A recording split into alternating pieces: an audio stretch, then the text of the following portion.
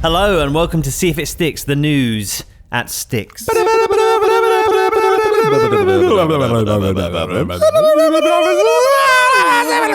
Sounds less and less like news beeps each week, doesn't it? I know. Yeah. We convene every Monday to talk about the news in a slightly shorter version of our longer podcast.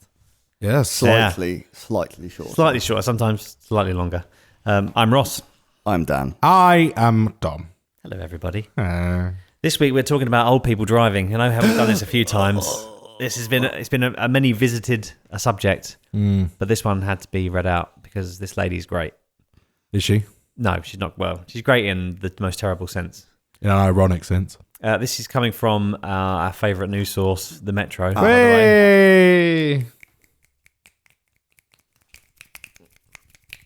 This is how. What is that? This is how you clap at like a poetry sort of event.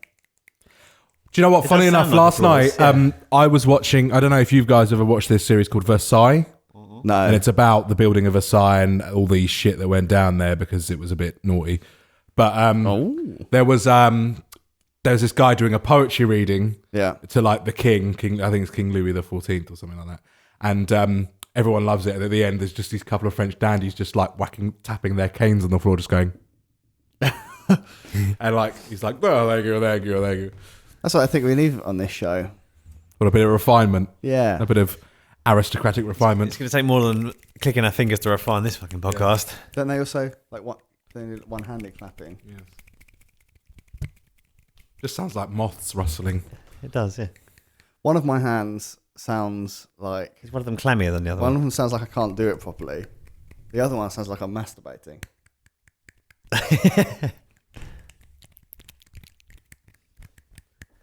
Oh. Okay, well that's enough of your ASR or whatever it's called for the day. ASMR. ASMR. ASMR. I'm gonna press the hand. My hand's starting to cramp. I Go back to imagine this. it is.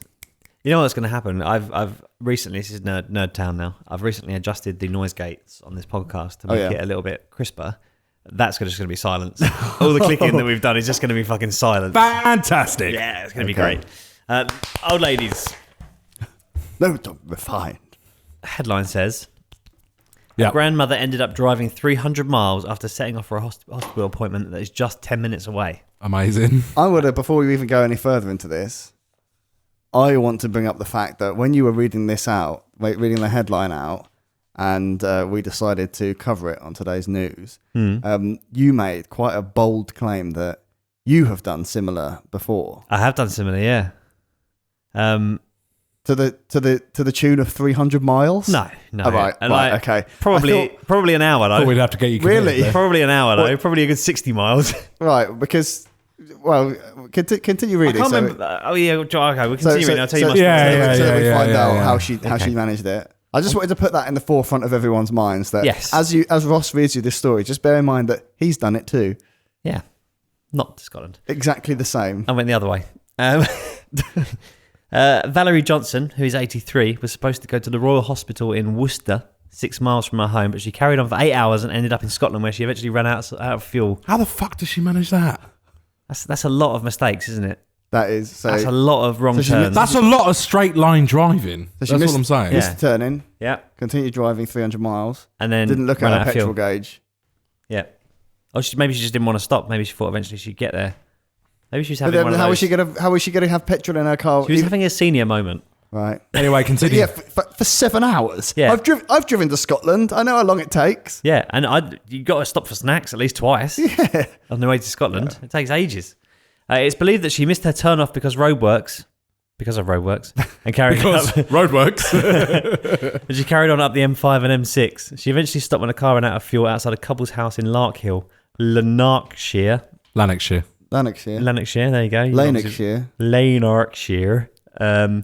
At 12:40 a.m. So it was the middle of the fucking night. Fucking hell. Around 20 miles outside Glasgow. The couple Okay. looked after her until her daughter arrived on a flight. Fucking hell. Let's go to page 2. There is a map. Excellent. There's a map, everyone. That is a long journey. So where did you say she drove from? Worcester. Yeah, Worcester and ended up in Larkhall. Worcester. Worcester. and then ended up in Worcester. Lark Hall. Her 49-year-old daughter, Karen Maskell, says, Mum's next door neighbour called me to say she hadn't come back and was worried and thought she must have had an accident. Because obviously that's the most logical thing to say, someone's daughter. Yeah. Yeah. She's probably dead. Yeah, well, I haven't seen your mum all day. She must be dead. I think you should look into it. They called the police, and by the time I got to her house, they'd spotted her in a traffic camera at Preston at 11 p.m. That's quite a long way up as well. I said it couldn't be my mum because she hates driving. She doesn't normally drive more than 3 miles. Well, that's what went wrong because she went over her 3 miles. She was going to drive 6 miles, wasn't it? Was that what 10 miles? 10-minute trip. Oh, 10-minute trip. What's that? 6 miles, 6 miles, yeah. So I'm actually starting to see that, 83-year-old Nan goes rogue, tries to escape Brexit by driving to Scotland, set up a new life. And then she's going to leave England when Scotland yeah. have their This vote. was all part of the plan. That's why they couldn't get hold of her. She drained all of her bank accounts, drained her car. She drained her car of fuel, yeah. This was a thwarted fake death attempt. Yeah, through all of her identification in the river. She's basically Harrison Ford in The Fugitive. Yeah. I want my family back. Or I want my country to be part of the European Union back. Anyway, go on. Sergeant John McLeish from McLeish. Larkhall. You saying leash? McLeish. Say it in a McLeish. Scottish accent McLeish. and then it all comes out. McLeish. From Larkhall Police Office said a couple assisted Valerie and she informed them she was lost. The couple called the police at Larkhall, who contacted That's West an Merchant. Understatement. They informed her I think I'm a bit lost. She also described herself as mildly aging. Local officers called an ambulance to ensure she did not require any medical attention apart from really needing a wee, being really thirsty and out of travel suites. That's how she survived, mate. Yeah. Yeah. Oh, every nan's got a bonbon. big pack of fucking Werthers or Buzzing like off her tits on glacial mints. Those really or super, like boiled sweets. yeah, those super dusty ones. Yeah, the dusty boiled sweets. As you put them Yeah. in your mouth, if you breathe in, you start choking out in the dust. The couple very kindly looked after the woman, ensuring she was comfortable until her relatives arrived from England to collect her. I bet the first thing she went was like, "Can I have a cup of tea?" Oh, I love a cup of tea. Yeah. Actually, she's from down south. Oh, bless her heart. Do you know what? That's less about old people not driving and more about just a lady getting a bit confused. So you'd be okay with your children walking the streets with a woman who was unaware that she'd gone to Scotland driving? But the thing is, she didn't crash. She didn't crash the entire way. You don't know that. It doesn't say that in the report. I think it would have. I think it's safe to say she was driving without due care and attention, Dom. There's a trail of dead. That's you're what that line's adding- red. That's not that big red line. Is blood. This is fake news you're reporting on now. She didn't crash. You don't know she didn't crash. How did that couple realise that she was lost? She probably went Because her car went. yeah outside. straight through their outhouse. Yeah. Ootoos. Ootoos. In that Oh no, case. the Ootoos. They heard this like, and she'd run over their bagpipes. Is that what bagpipes sound like? They make about 8 different tones at once, don't they? I don't think Yeah. one human voice can make that Unless sound. you do that Mongolian throating, we're like. It sounds like didgeridoo. 83-year-old woman. Her next trip, she's going to drive to Australia. I knew we shouldn't have bought her that submersible Lotus Elise. That's a lot of money's worth a car Yeah. to give an old lady. My own particular story about this Okay, go on. is yeah. I'd only just started driving, and I don't know if you guys don't do much mileage with me, but I am fucking terrible with directions. Really bad. And this really? was before the time of sat navs. Yeah. And I was coming back from Thorpe Park, around the south of the M25, and I was Back to here or back to Romford? Essex. It's back when I was living in Romford. That's one big straight line, Ross. Even easier. I know, than yeah, getting it's back to super, here. super fucking easy, right? And I was following the signs for the Channel Tunnel, thinking that was the Dartford Tunnel. You ended up in Folkestone. So I ended up down in Folkestone and not in. So you know where that Channel Tunnel sign is, don't you? It's about 2 miles from the Dartford Tunnel. Yeah. Do you not see the bridge? No. Oh, fucking hell. But it's at Junction 5, isn't it, where they split? Yeah. So when the M25 goes left Bluegrass and the roundabout, M26 yeah. goes right, then it's there. So it's far enough away from the bridge that I couldn't see it. I know my roads. See, I'm really bad with directions, and roads. Like people talk. It's all right now. When people talk to me about like, oh, you're going to go up this road. You know, if I have to go to work and go to High Wycombe or something like that, or before when I've driven to like say Nottingham. Yeah. Right. And Yeah, you're going to take the M4, aren't you? And you're going to go up this way, and you're like, you know, my dad's really knowledgeable about it. You go like, oh, your best bet is it's taking the M1A. Yeah, my dad's the same, but I glaze over because I'm like, sat nav's going to tell me where to go. So absolutely, I don't give a fuck what you're saying. Following directions, like when I was a kid and we used to go somewhere, obviously pre-sat nav, my dad used to give me the road map. Yep. And he would tell us where we needed to go, and then I would go through and I would take notice of where we were and tell him, when we need to take a junction and direct him. I remember getting us to Alton Towers. It was glorious. I used to do that when I was a kid as well with the map and follow it up and tell them where we were going and everything. That was great. But the thing is, I remember all of that though. Without a map, I remember all the stuff because I used to do that map stuff for my dad. Yeah. But I remember the roads. Yeah. See, I'm halfway sort of in the middle. Like I don't drive anywhere without a sat nav app on my phone. No, same. Because I say not anywhere, like places near home, I do. But even if I go to, say High Wycombe as an example, I've been working up there periodically for three years now, and still I don't trust myself enough to drive all the way up there. But what I will say is that I'm kind of halfway in the middle in that I sort of do pay attention to the signs and like reality check myself. Because before I had a sat nav or sat nav apps existed, I remember trying to get home from where it was now.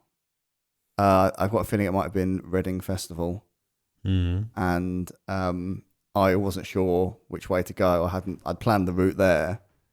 I had my brother in the car with me, and I'd planned the route there, and then just thought, I'll pretty much remember the way back, going the other way. And I did a similar thing to you, whereas I sort of picked something on a sign that I thought might roughly take me in the right direction. So I followed the signs for the Dartford crossing, thinking there are no signs for the Dartford crossing. Well, I followed signs. Never seen the actual say the Dartford crossing on it. Yeah, I kind of followed signs for Dartford and Dartford crossing, and then found myself almost going into central London, and I was thinking, where the fucking hell am I?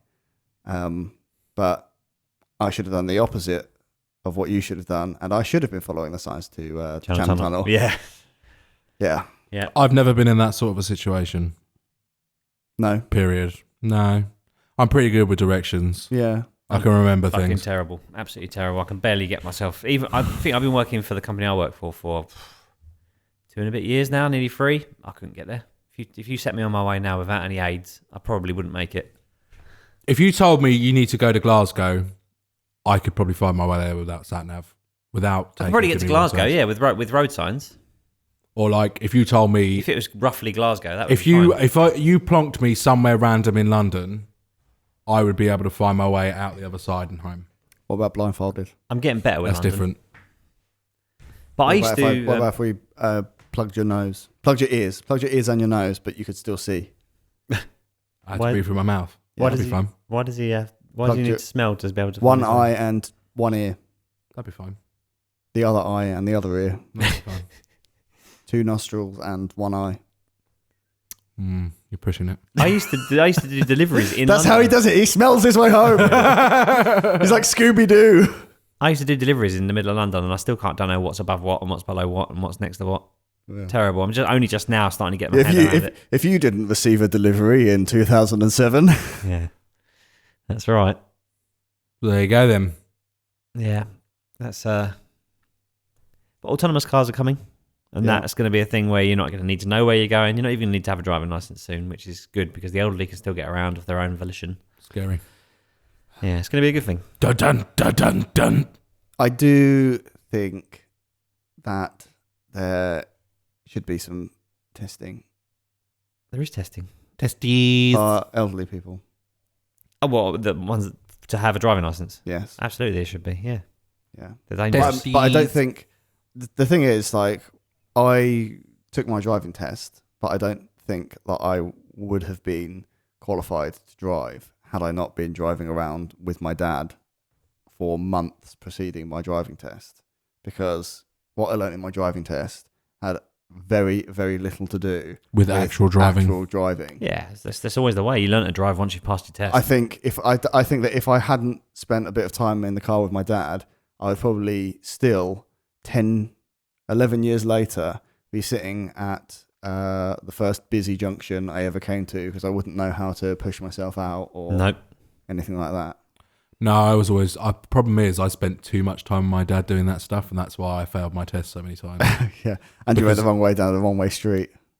Yeah, that's true. I did go the wrong way down. It was a trick question, though. They told him They told him to turn left, and I fucking did, because he told me to turn left. It's a fucking joke. Yeah, they told me to pull up. You know where those like triangle junctions are? Where the road comes out and it splits around like a little triangle island. Yeah. They told me to pull up at that island, but I didn't. I pulled up a little bit further up, and I didn't want to pull up there. I didn't feel like it was safe. He was like, well done. Did my things like, yeah. Well done. You have passed the test. Is that the news? That's the news, yeah. Should we not put a nail in it? We will return. Don't say coffin in the same news section. What's as that? Don't say put the nail in a coffin in the same news section as an 83-year-old woman. I didn't say anything about coffins or death. It's the most British story I've ever heard, because if that was in America, she would have been going the wrong roadway down a freeway and killed like a million people, and then the police would have shot her and the whole thing would have exploded. Are we saying that's a bad thing? I'm saying it's a good action movie scene, but I'm saying... we should make a movie about I'm this. saying it's the most British thing. She got helped by a couple in Scotland, and they had a nice cup of tea, and the sergeant went, oh! She came to the door, and she was, she hit the bagpipes, don't you know? Oh, see you. To add to that story, I was coming down the M2 the other day, and it had warning, oncoming vehicle.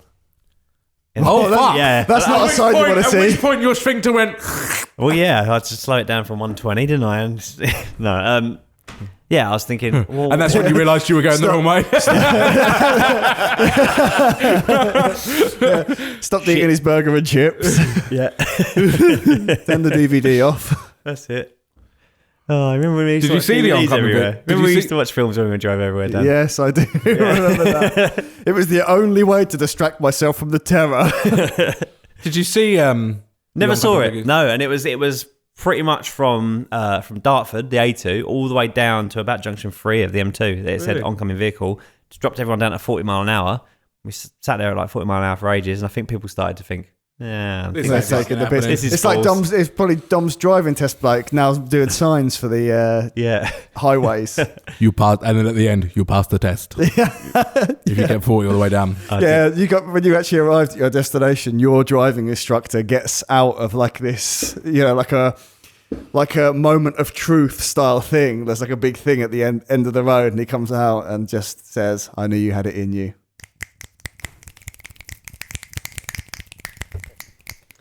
Let's wrap it up. That's the news for this week. You can get in touch with us. Stickitpod.com is your hub for everything. So you can send us your problems directly from there. From the front page, you haven't even got to click on anything. Apart from send, obviously, when you finish typing. Yes. Send that to us, or you can email us, flingit@stickitpod.com. Fling it. Hey? Fling it. Fling it. Fling it. Fling it. Do you have any poo? Fling it now. Yes. Flingit@stickitpod.com. And that is everything you need to get in touch with us and send us your things. For this week, I have been Ross. I have been Dan. And I have been Dom. Down there. Most delectable.